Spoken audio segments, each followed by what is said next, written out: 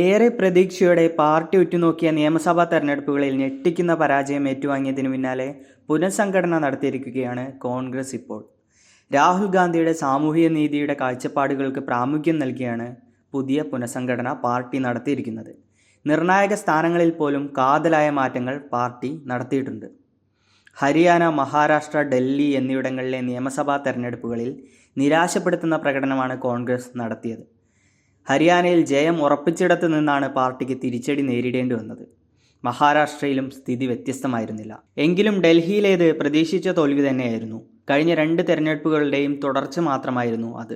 13 സംസ്ഥാനങ്ങളിലും 4 കേന്ദ്രഭരണ പ്രദേശങ്ങളിലും പുതിയ ചുമതലക്കാർ വരികയും 2 സംസ്ഥാന പ്രസിഡന്റുമാർ, 2 പുതിയ ജനറൽ സെക്രട്ടറിമാർ എന്നിവരെ നിയമിക്കുകയുമാണ് പാർട്ടി ചെയ്തിരിക്കുന്നത്.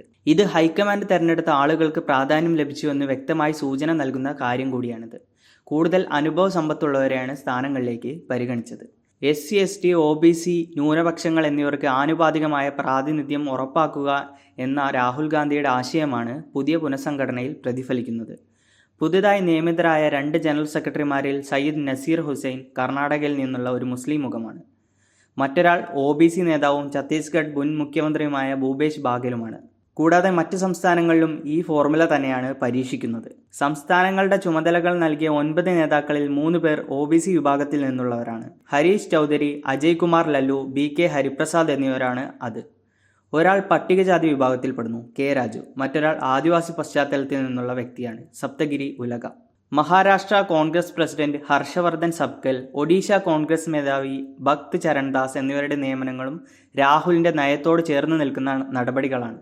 ഇതോടെ പാർട്ടിയുടെ തീരുമാനങ്ങൾ എടുക്കുന്ന സംവിധാനത്തിൽ പാർശ്വവൽക്കരിക്കപ്പെട്ട വിഭാഗങ്ങളിൽ നിന്ന് 70%-ലധികം പ്രാതിനിധ്യമുണ്ടെന്ന് നേതാക്കൾ തന്നെ അറിയിച്ചിട്ടുമുണ്ട്. ഭാരത് ജോഡോ യാത്രയ്ക്ക് ശേഷം ചൈന അതിർത്തി തർക്കവും സാമൂഹിക നീതിയും ഉൾപ്പെടെ നിരവധി വിഷയങ്ങളിൽ സർക്കാരിനെ നിരന്തരം വിമർശിച്ച രാഹുൽ ഗാന്ധിയുടെ സ്വീകാര്യത സമീപ വർഷങ്ങളിൽ പല മടങ്ങ് വർദ്ധിച്ചതായി മുതിർന്ന കോൺഗ്രസ് നേതാക്കൾക്കിടയിൽ തന്നെ അഭിപ്രായം നിലവിലുണ്ട്. പല സംസ്ഥാനങ്ങളിലെയും ചേരിപ്പോരും ദുർബലമായതോ പാർട്ടിയുടെ ഘടനയുടെ അഭാവമോ കാരണം നല്ല അവസരങ്ങൾ മുതലാക്കാൻ കോൺഗ്രസിന് കഴിയുന്നില്ല. ഈ പരാതിക്ക് പുതിയ പുനഃസംഘടനയോടെ പരിഹാരമാവും എന്നാണ് കരുതുന്നത്.